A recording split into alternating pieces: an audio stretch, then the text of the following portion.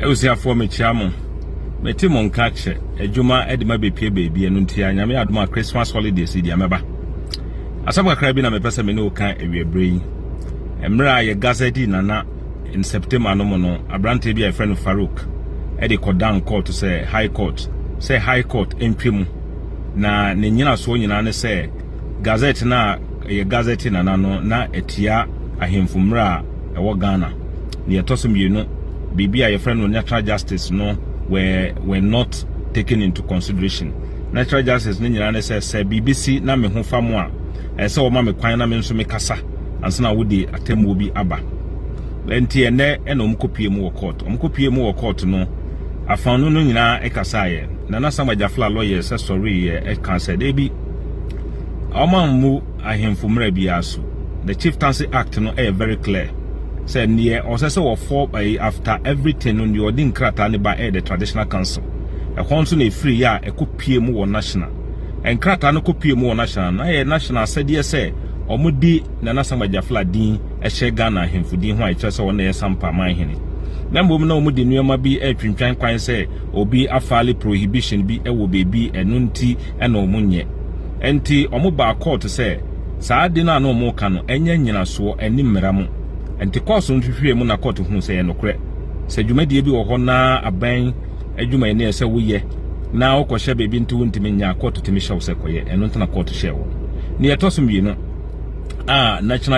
national rule of natural justice and I'm kind of say lawyers for no and no sooner near na all can you say SammorDua na musi yan fananka asem no huntino yan yenina ndi ni yeno enye no kre ne di kan asem yi ekopie wo the high court otemwani justice Angelina Etnasu no de na tembu ni bae no o kire se sampa nkonwa asem eko arbitration emomo kan wiye inside and yes eno enenam so na Samgba Gyafla ne nkrata no anipa wodi mu aye that acting president no san ya de bae na SammorDua nkrata na emudi koye no ade a sebi endi mu because nipa na jase hini na ne nsa hyase no onimu onsem fata se ode ne nsa be hye nkrata ase enti se judgment abaye ka se sa nipa kro no oye invalid sa nipa kro no wa lusu arbitration enie se ye free ho na ye ko at the next processes that next processes no onka ho biom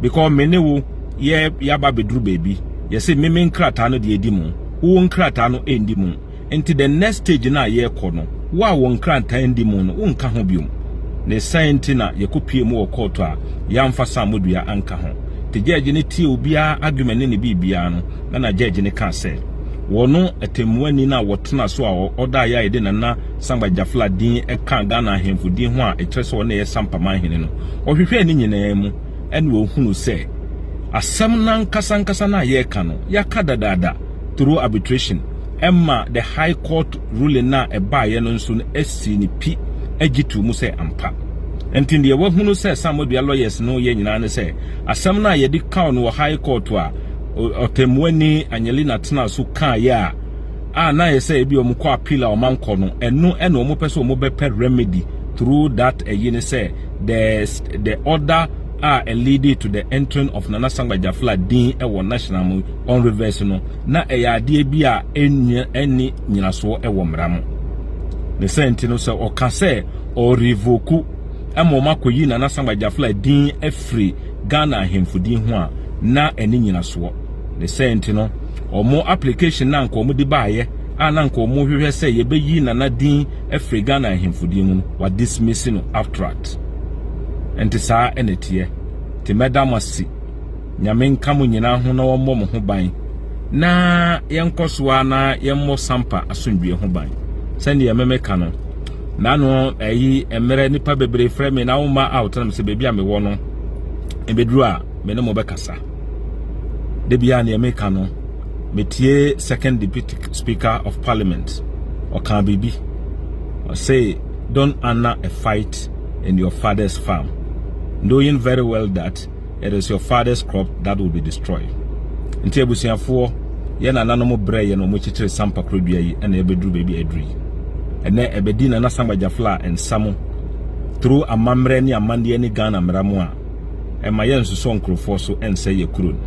yɛbɛbɔ Sampa so ndwe ho ban obi nso frɛ me sɛ oh na regional minister your friend is saying can some the banks no ma kan say no ye lawyer e ma wo mu ne ne keka wo bra bontene bebie abusuafo menem say ono ankasa okesa wie wo FM station so okofie no ono ankasa be kan kire ne ho say oh enkrofo mi dada wo adenti na me kasa emira atotra sem call Sampa nipa wu ya ye be chichi enkrofo de o mu call brekom eye mi amadam for regional minister ono na ekogina SammorDua for na chi a na wo defendi wo emra na Samgba Gyafla nkrata eba ya omo kan se omo mfa nkwa ebepie mu wo Mandemons ruling regional minister yi ena ebegina mu wo court e wo Kumasi ena ogina mu ema the Bunu regional house of chiefs ogina mu ma Bunu regional house of chiefs and they were defending the same people SammorDua for enti regional minister enti me nkan kire me say regional ministers on record can say they shouldn't arrest any of them. And nuntina I am boldy woman. And na obitimi ko na wakako tutuo obitimi akopra wo bi ne ye hununo wo tutuo edi gunkrofo kam ne ye hununo ba na ya ja wo no nenam ho. And that is that. Ono ankasa nim I know say in his sober reflection obehunu say ndie wo ye na enye but I know say he is dancing to the drums of Nana Domahene. Mefa akonwa enso ama me sofo panyini Reverend Yapoku medawase. Me last video am here you frame me. Oni me kasaya papa medase. You are my spiritual father. Ni o kan ni nyina matene nyina. Me make sure say I will never use a word which will not be based on a scripture and not tradition and custom. Papa Yapoku nyame onhraw na koswaye my spiritual father asofo ahodo a mo frefre me medamasi pa medamasi. That is what this world meant to be. Ohuno adibi na eko na eya. You come out and tell the person say next time do it this way but don't go this direction. Medamasi me sofunum eni me offer say me no ba kun wo UK and ba kun wo US. Ofre me catch him say uncle we listen to you very well. Medamasi I will not go to that tangent again. But the ministry, Mia Madam Fu, Nana Domahene say, tradition and custom enimra, eya dia, yemfa enibri, yemfa otain, enyenyoma enkase, me ye because I think says somebody is taking glory that I think I should also have. The saying, you know, I will try to do everything possible to destroy that glory that person is having. There be a binomo shasiye titi. And some kingdoms were formed. And menim say Nana Domahene enim say Sampa is a part of Asantimine. And as Sampa and Semon Suba no menim say Nana Domahene in a sober reflection enim say yes SammorDua foi ediba Asantimine em arbitration. Menim say Nana Domahene a ye lawyer osan ye judge. Any the regional minister or ye lawyer enim say arbitral award ba na one setting aside is binding. Menem nso say sa nipa mienu ya mebobo omudin eye Nana Domahene any regional minister enim nso say udi wasem court na court the judgment ba until you appeal to set it aside it is state binding.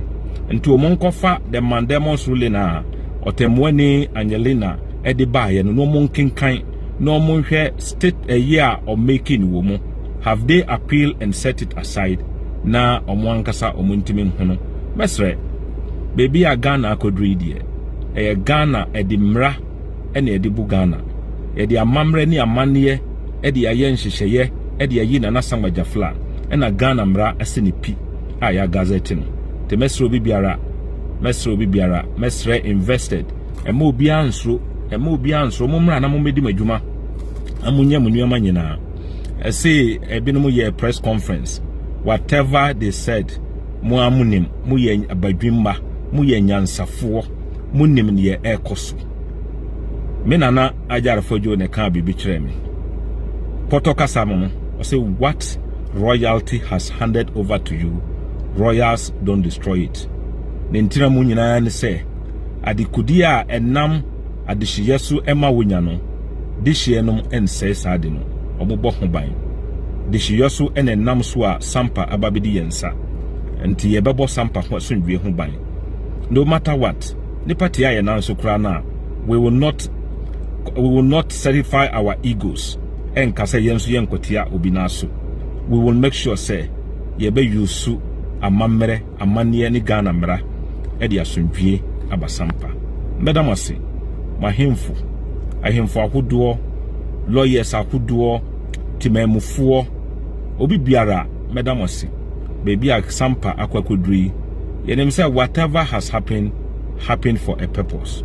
Enti wa wo bibi say ye emma ne nye wo ya obi bia say bia no ye nananom emenem say omu nhira beba wo so emma wanya hu mohu. Don't go say you are going to revenge. Bonin pro.